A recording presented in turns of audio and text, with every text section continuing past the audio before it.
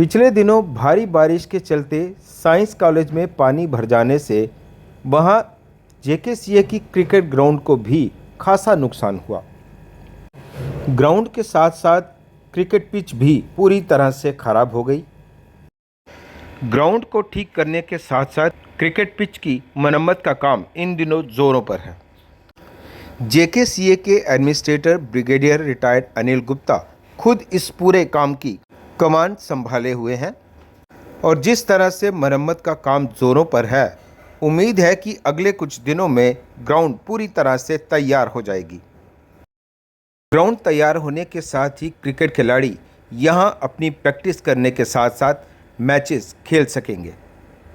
Bureau report, north east news, Jammu. Thank God we have been able to restore our ground. Almost 80% of the ground has been restored.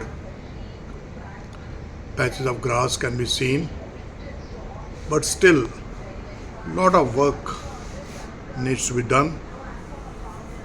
I am sure we will succeed and we will do it.